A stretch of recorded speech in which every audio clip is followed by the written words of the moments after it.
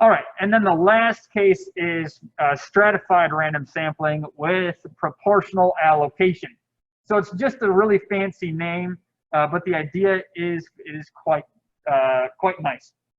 So this is the idea.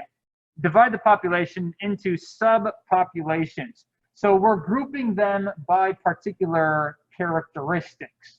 Okay. So for example, if we had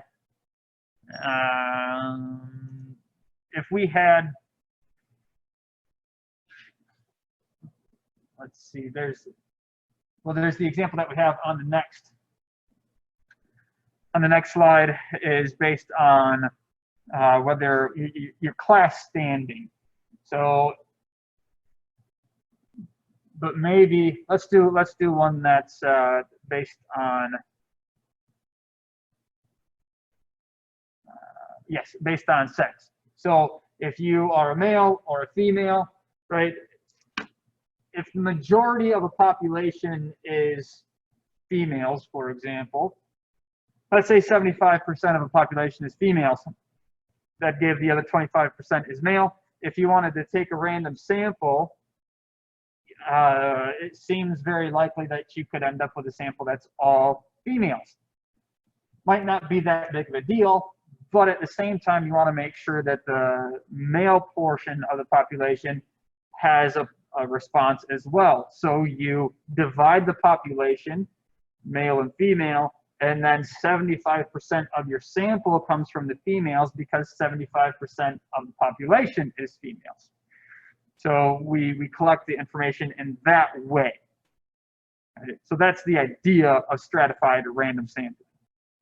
So specifically, we divide the population into subpopulations, and then for each one of those subpopulations, we find a sample which is proportional to the size of that subpopulation.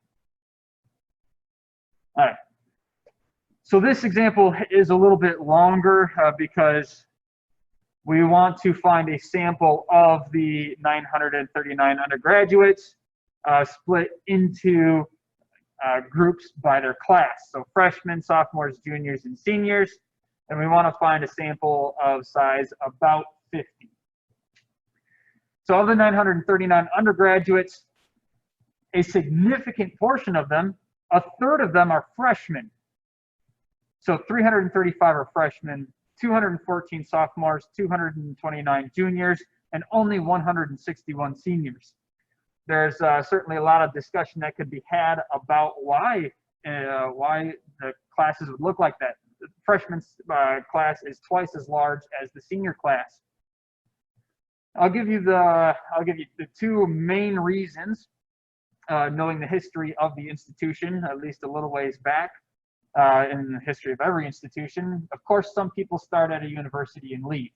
They realize college is not for them. It's a sad thing to hear, but that's what some people choose. Some people simply choose to go to a different institution. So numbers drop a little bit from freshmen. That's pretty typical. It happens. But then also at Concordia University, the university has been growing quite steadily over the past several years. So, 4 or 5 years prior, that senior class, when they were freshmen, it was simply a small class. So small class, lose a few people, very small class. Freshmen, now, right, the trends are growing, so we have a larger enrollment. So that's just a little bit of information about this problem. All right, so we've already split the population into subpopulations, freshman, sophomore, junior, senior. And then we just need to find subsamples of the appropriate size.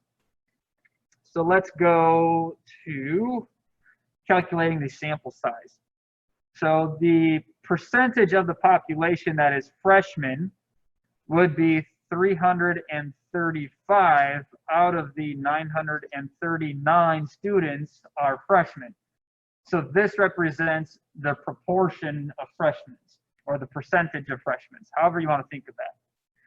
So this is the part, this is the whole. I need a sample of size 50 So this percentage of 50 is the sample size that I need of freshmen. And in this case, we get 17.8. There is no specified way to round. It doesn't say to round down every time. It doesn't say to round up every time. It doesn't say round to the nearest integer. So if you want to choose a particular rounding method, that's fine. There's a whole different class that talks about allocation. And this idea of what we're doing now is we're allocating the seats in our sample. So here, 17.8, we're going to say that the sample size should be 18 students. So sample size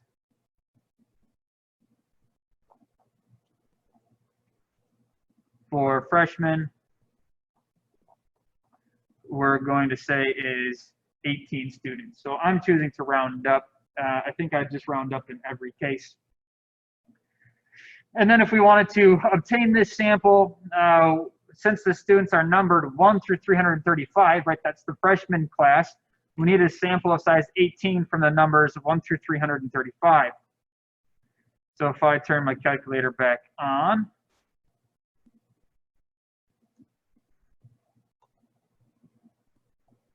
there we go. Okay. Then what I can do is I can go to math, probability, random integer. Let's see if I can do this guy. So our smallest number is 1. I didn't double check on the method here, so I might end up with an error. 1 through 335, and I need 18 integers. Let's go to, what is the error here? 1335. It won't tell me. So let's clear that, and now we'll hope for no repetition.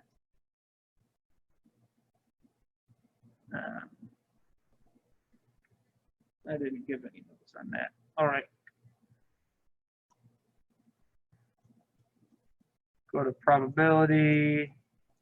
We'll choose just, no, that's not what I wanted. I accidentally hit 6. Probability, random integer. There we go. 1, 335, and 18. This worked for us last time. So this gives us our random numbers. Now it looks like I must have done something in here because it's not giving the same numbers as are in the sample. 138, 268, so I somehow ended up with 3 samples taken. I don't know how. 180, yeah, okay, interesting. Anyway, so here's our sample. If everything worked out nicely, these are the numbers that you would find. And by work out really nicely, I mean probably not get the error when you type it into your calculator. I forgot to identify the issue there. I'll see if I can figure that out before Wednesday. All right, so we do the same thing for the sophomores.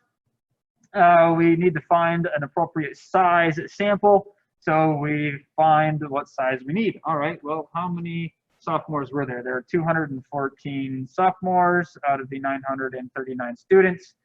We take that, we multiply it by 50 in order for us to find what portion of those 50 students are going to be sophomores.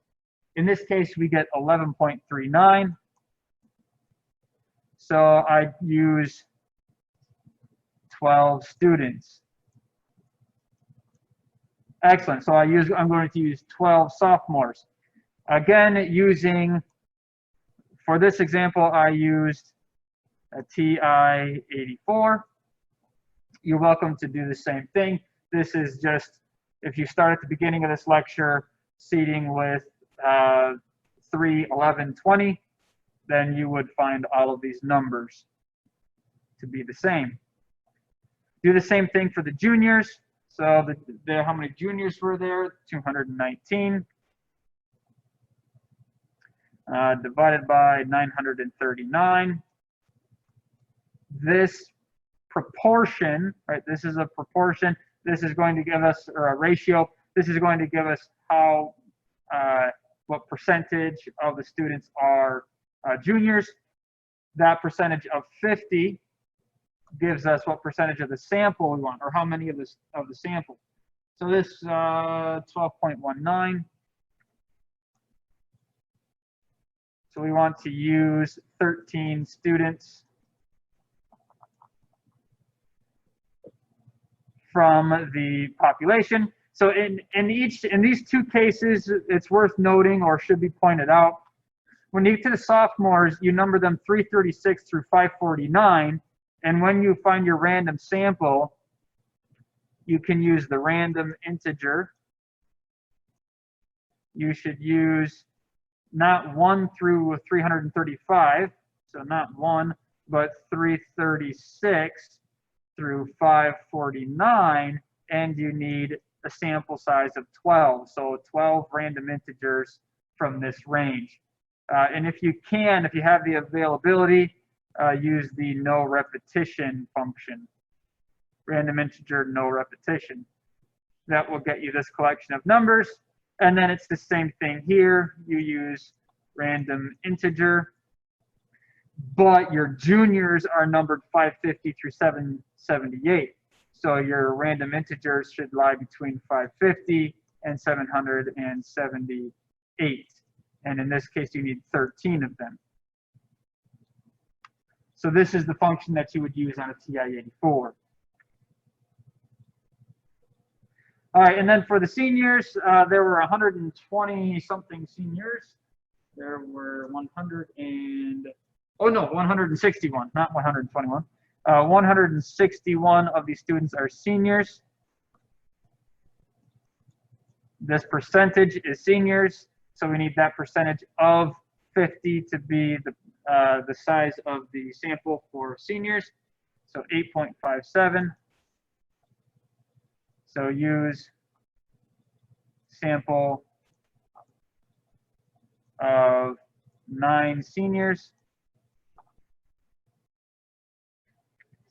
And then, of course, use the same function to obtain this collection of random numbers between 779 and 939.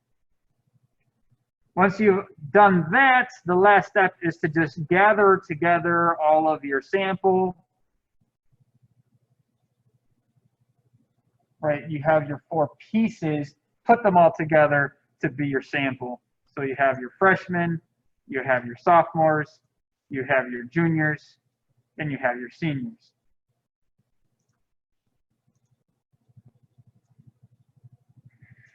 So for the sample size, the question states sample size of about 50. So yes, we're allowed to go over the sample size, right? It doesn't say it has to be exactly. Again, it's the same conversation we had a moment ago.